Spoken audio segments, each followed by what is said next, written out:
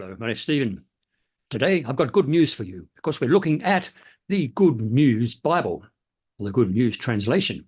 And this is my old copy that I have, which is called the Good News for Modern Man, the New Testament in today's modern language or English version. And it's a third edition, 1971. Now, the Good News Bible is also called the New Good News Translation in the United States.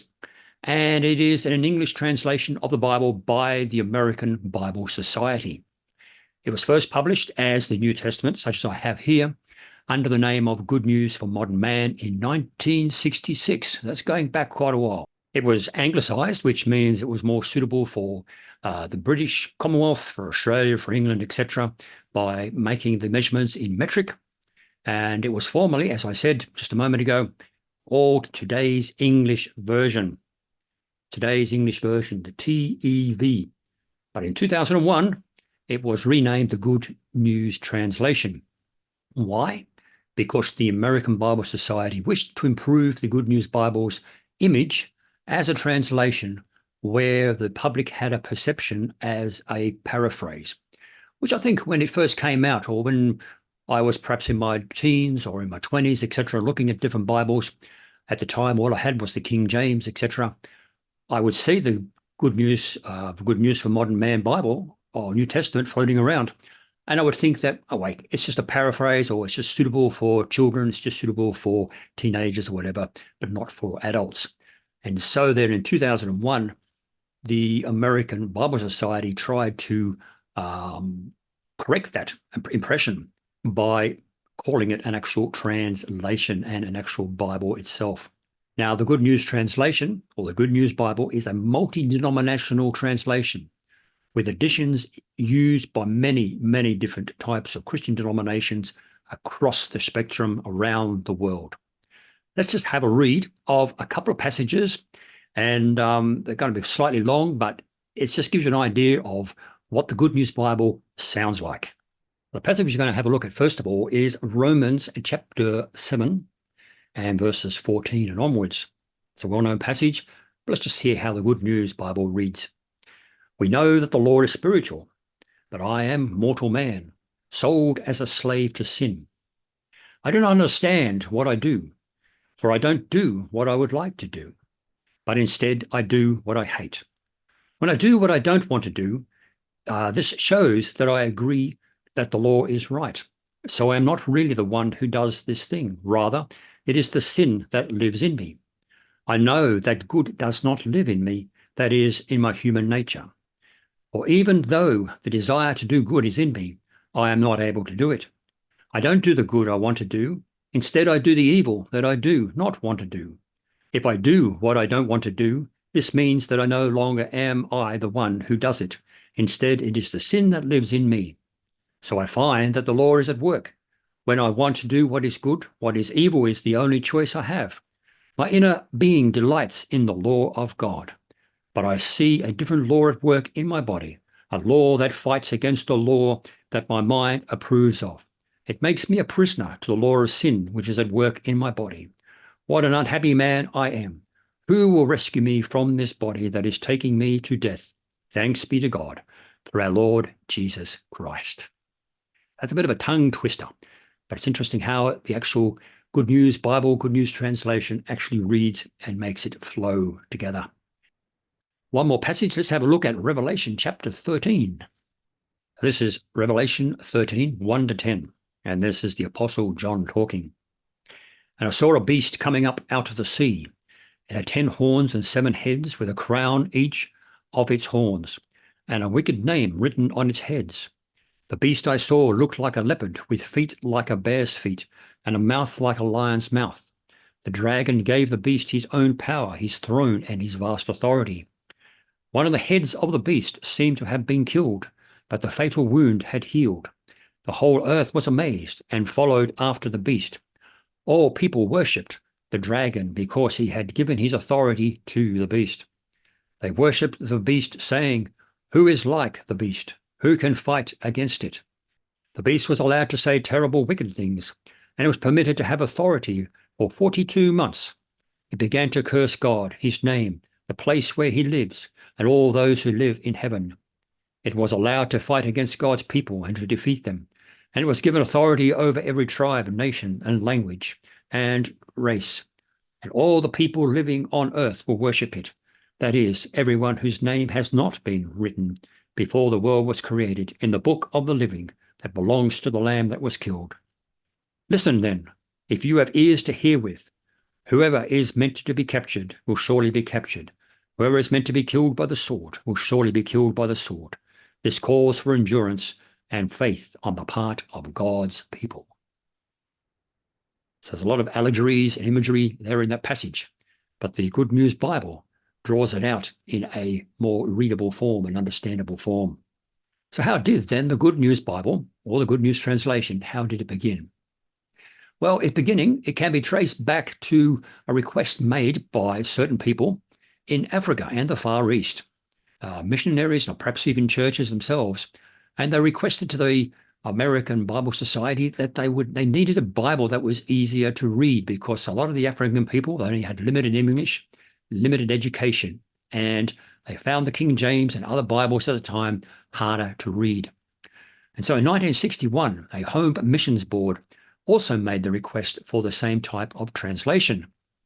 And besides these requests, the Good News Bible was born out of translation theories of a linguist called Eugene Nida, the executive secretary of the American Bible Society's translation department. For in 1960, Nida envisaged a new style of translation called dynamic equivalence. That is, the meaning of the Hebrew and the Greek would be expressed in a translation thought for thought rather than word for word like the King James or the New American Standard Bible. The dynamic theory was inspired by a Spanish translation for a Latin American native people. They made it more readable. And so we have the New Testament. It was called, as I said earlier, the Good News for Modern Man, the New Testament in today's English version. And that was published firstly in 1966, with further editions in 1967, 1971, and 1976. In 1976, the Old Testament was completed as well, then published as the Good News Bible, the Bible in today's English version. And then in 1979, the apocryphal and deuterocanonical books were added to the Good News Bible and published as the Good News Bible, today's English version, with the deuterocanonical and the apocrypha, and also later published as part of subsequent Catholic and Orthodox editions. Now, you may be surprised that the Good News Bible proved to be very, very popular.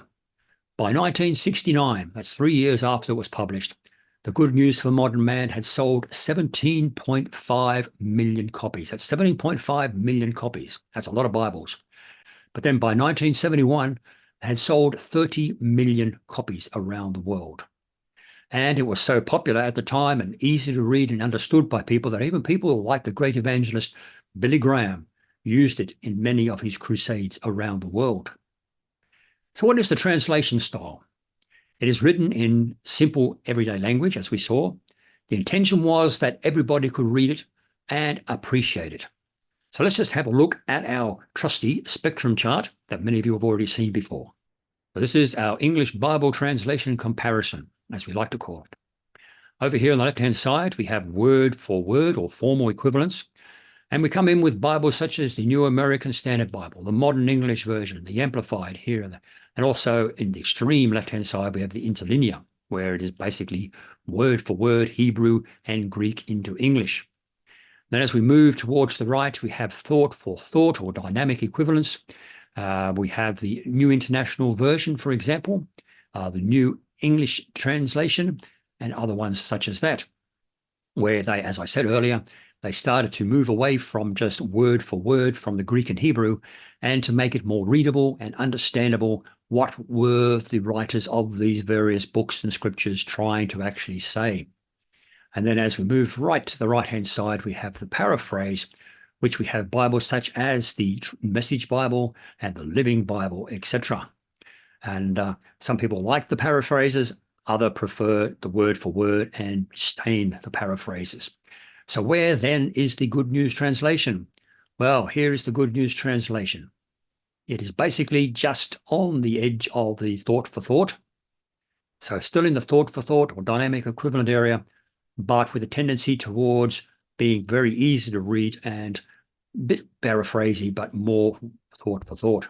If you read let's say the Message Bible, the Living Bible, those sorts of things, you can realize that the Good News translation is nothing like that.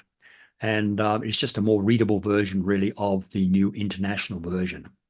So that is the English Bible translation comparison.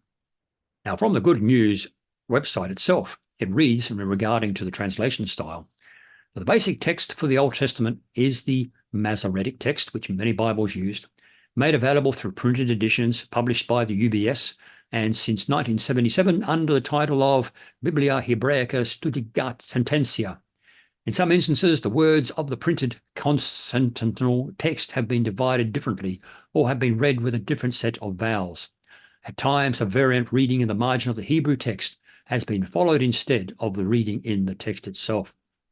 In other instances, a variant reading supported by one or more Hebrew manuscripts has been adopted.